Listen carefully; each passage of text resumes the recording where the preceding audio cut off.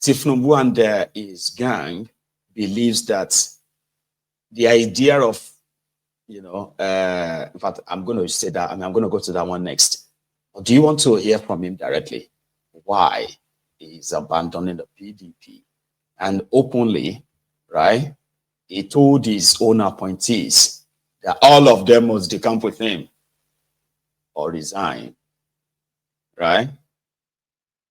Umo, Abi, Eno Umo of Akwa Ibom.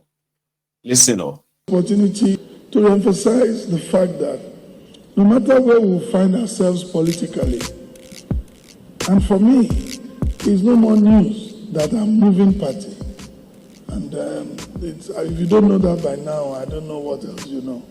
Because as a PDP person, I love the PDP. I want to stay in the PDP. But clearly I don't have a roadmap to guarantee that I'll be able to have a smooth sail in the elections. Not because we won't win election. In this state today, with the work that all of us have done, even if we contest on a zero party, we will win this election. There's no doubt about it. We've worked very hard. But we know that at the national level, that our party is not coming together. Every day we don't secretary, this and that. And so you take your form, they sign it to INEC, and then you run all the elections, you perhaps win the election, and just on technical ground, because the wrong person signed your form, you lose everything. I'm not going to be stupid to stay doing that. I love my party. And in this stage, in any case, we're running like there's no party. The only agenda we run in our state is the Arise agenda. No party in this country have clear ideological differences, and I challenge anybody to let's take that debate. I will want to have that debate to show me the ideological differences of each party that we have in this country. People just move.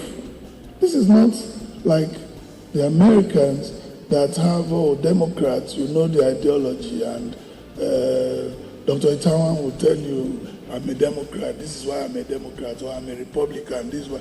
I want someone in Nigeria to tell me why you are where you are. And so we need, the agenda we are pursuing is the Arise agenda, and we must be able to do that. Again, I support this president. I support this president. I know clearly well that this president did not create the situation we are in. And I don't know how to mince words. And I cannot be in the PDP today and supporting the president of another party. It will be clearly in violation of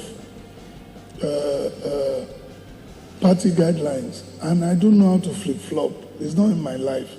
So if I'm supporting the president, let me go to where I'll be able to say so and state the things he has done. I don't want to practice anti-party. I don't have the kind of strength that Barrister Nyesom Wike has, who will confront anybody. Me, I'm a very simple man by nature. I just say the way that I'm convinced to say. That does not mean that we have anything against our party. As a matter of fact, contrary to some insinuations that I want to run both parties, far from it. And what is even wrong in being interested? We will not leave the PDP for thieves to come and hijack it and use it to fight against us. So if anybody thinks we're going to do that, they have something coming. We will leave the structure of the party so that they can work together and stay, so that people don't come from outside and think, oh, Umoino has moved, let me come and hijack the party. And let the structure of the party remain. They've done their congresses. Let them run and let it be that they are there. That's my position. The peace we're enjoying in this state is the most important thing. Other states don't have. And so development, right. So while I'm not fighting with your own, don't fight with my own. We'll continue, and forever, I'll continue to respect the People's Democratic Party. Because without them, I won't be here.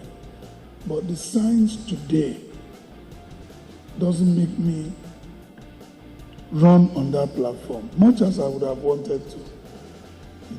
Let's pray that it changes tomorrow. Then we'll decide when we get there. It's always when you get to a bridge, you decide how to cross it. So please, let's don't fight. Let's don't fight at all. No matter where you are, you will always be my friend. We will discuss about parties. We'll compare notes. But if you are not with me where I'm going, you can't be in my executive council. And let nobody deceive anybody. I'm hearing some stories they are going to dissolve the executive council. It's not going to happen. It's not going to happen.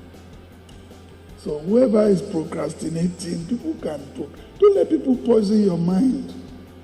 You can only leave this council if you are not performing.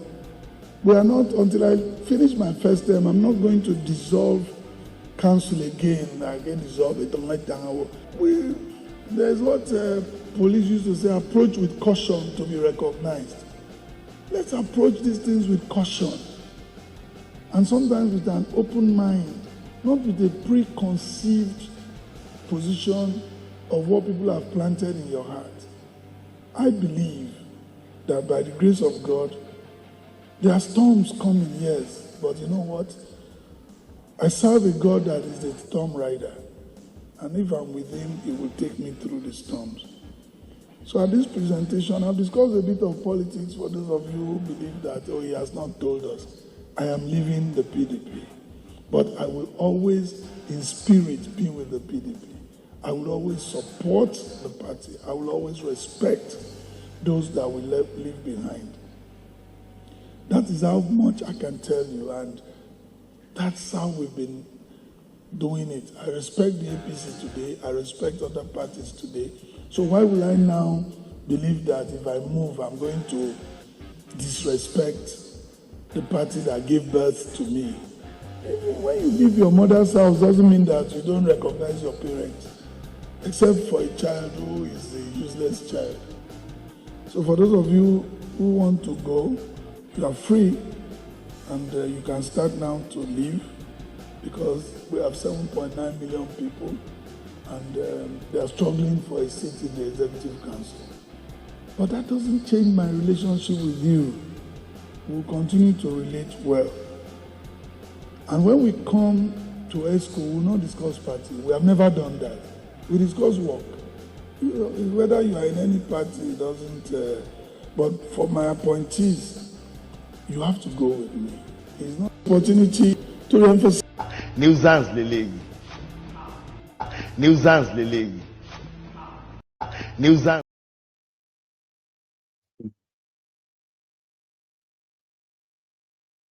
Did you hear all of that, by the way? So I'm going to speak to those of you who heard all of that. And before I go into all he said, okay, so I need you to tell me that you could make any single sense out of all of that balderdash. Anyone who could make any, I try to jot a few things down, all right? Just in my usual way, just to try to pick what he's saying and see if I could make any sense out of all of that. I still couldn't. For example, he kept saying, I love PDP.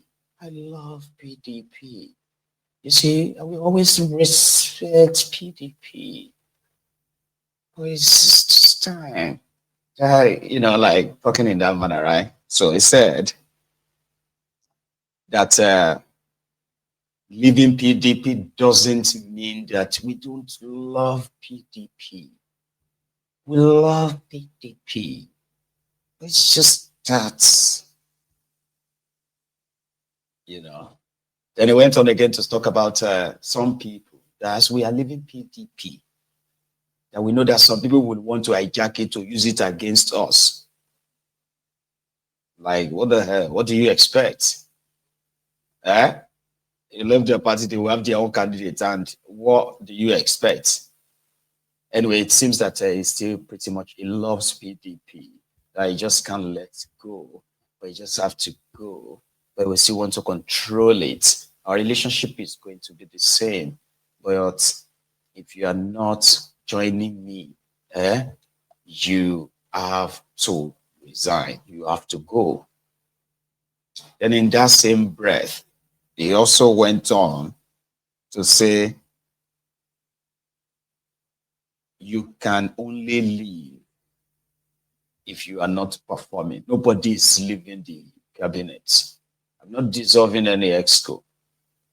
But if you want to go, you can go. That's it. If you don't join me, we have 7.9 million people that want to have a seat at the Executive Council of the state. But that's his own, reason for leaving. He said he loves PDP, but presently PDP can't really win elections, and he wouldn't want to win an election and then lose that election or what have you in court simply because wrong person signed his form. I mean, that's fear, because presently nobody knows who is the secretary of PDP. But they do have, what do you call him, chairman, though, Gandola, and all that. So I think he tried to be honest as well. Do you understand? Like, in fairness, right? He tried to be honest by saying, my political survivor is the reason why I'm going. It is not because Tinubu has done anything tremendous or anything. No. He will only make those up. Because his own state is also considered as one of the poorest states in Nigeria, unfortunately. And why?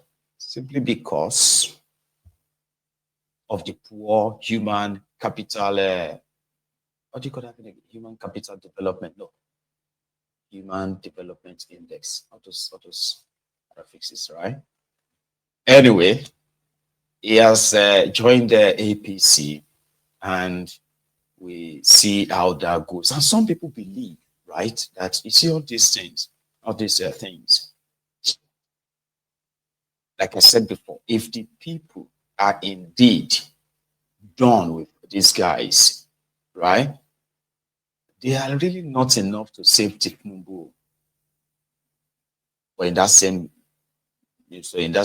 space, right, I would kind of love to add as well, right, that Tinubu doesn't need anybody's votes whatsoever. Do you get it? It doesn't really need your vote or whatever. And I'm not trying to use the reverse psychology on you, because I'll tell you what they need to do. Usually people will say, oh yeah, if you have a voter apathy, if people don't come out, like they will just rig the election and all of that stuff, like the olden days. No, that is not the issue anymore. In this day and time, somebody is going to input what you call your vote into their into their computation, right? And their law says the only person who can actually say somebody is a winner is the INEC.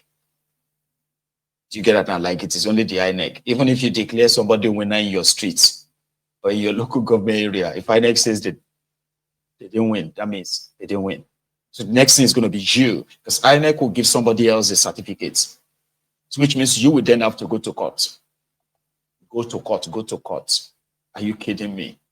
So that system like that. So what they just need is your participation. That's all. The whole rules, the whole thing is there. They can do some patch, when somebody says they are doing, they want to rent out this room now. Okay, so the paint is like, stained. There's been some cracks here and there, right? And then you just decided to get an handyman who just plastered the crack, where paste a paint on that, kind of like, what I mean, rejuvenate the room to make it look like ready to go. So if another new person comes in, it is still the same property, the same size, the same thing, so to say, in the same space. That's exactly what it is in Nigeria. It is not about the participation. For some of you who probably says, but we need to. No. It's not just about the participation. It is what you are participating in and the rules of what you are participating in. And so many of you only found out some of these things later. Because to you, this should be a straightforward thing. To them, no. What they need is your participation. The moment you participate, the moment you put out posters, vote for me, vote for Kiniko, ignore all the legal intentional lacunas that they have put in place to ensure that you will reach chance will redraw. You understand? And don't get it wrong, go. Yeah, it's not like their plans are always like what do you call it? water tight or be water, what do you call it? Airtight plans. No. What they are mostly interested in is what is the majority? What is the total? That's what they are interested in. So in the process, they can actually leave out some of the other ones in the fling where anybody could grab to just make it look like it is real election. Is there, but UPP people also won 2 seats now. They won UPP. UPP that after 6 months, they are going to go back to the same APC. If it is a PDP that is ruling you, if you know what I mean, you hear that a senator, another unknown party, they have 2 senators, they have 1 rep, they have this. And in a year or 2, they have all ended up in the ruling party. Do you get that now? But because to them, eventually all those ones from the fringes, right, that slid through their fingers, you know, they will get the first go. And those ones that slid through their fingers, they believe that like magnet, it's going to be a matter of time. They are going to have all of them back, like Tifnubu is doing right now. So it's not about you having the best idea, the best mobilization skill, the best this or that, when the rules of the game and the entire game is rigged. So Tifnubu, it's a game. Politics is a game. And it shouldn't be. Listen, people say this casually too. I've had people who have said, it's a game where he beat them. He beat all of them. All of them gang up, all of this and that. Fine. But politics is not a game. It's not a game of Madrid versus, PSG. You know what I mean? It is not Shooting Stars versus Enugu Rangers. You know, where you are emotionally connected, but within a day or 2, at most, you can just say, well, you know what? Brush it up, move on. We'll try again next time. That is not politics. So if those who are the active players in politics sees it as a game of beat you, we versus you, or the usefulness of that of that victory or of that trophy, right, should primarily benefit the people who participated in the whole exercise. That is what validates it. The reason why Yakubu is going to call all the cameras, local and international, right, to announce somebody as your president, announce anybody as your governor, is because you have participated in a process that he is going to rely on. Now, you participating in that process, then turn around to say you have been cheated. They will tell you there is a process too. If you feel cheated, go to this place, go to that place, go and seek redress. But because it is all a system that some of you like ignores, right? Which is what should be the cause of attention. And APC is sending you signals today. They are sending you what they are going to do. Because to them, the picture out there is that if anybody is criticizing Tifnubu, it is just an hater. Somebody who just want to be an hater. Look at all this. So if he is that bad, why would all these people be joining him? Shouldn't people be leaving him? You get that now? Like they have made that picture like it's obvious that even those who were feeling like maybe Tifnubu and his gang will be punished, they will be discouraged. It works well for the meantime. It doesn't really last. And because it is not the only plan, it is not the only strategy, there will be more and more gaslighting the people, shouting down everyone, playing the tribal, ethnic, religious cards, pushing all these narratives that keeps people like at one another's jugula, ready to strangle and pull it out. You get that now? So yesterday, when Akwa led the charge to move a motion for the endorsement of Tifnumbu, it was one of those. But when he went further to say, by the same 2027, or Tifnumbu, he didn't say that like direct the way he said the first one, like Tifnumbu will be the sole candidate of their party, which is their business. Then he went on to say, even in Nigeria, on behalf of Nigerians, I am saying Tifnumbu is going to also be the president of Nigeria by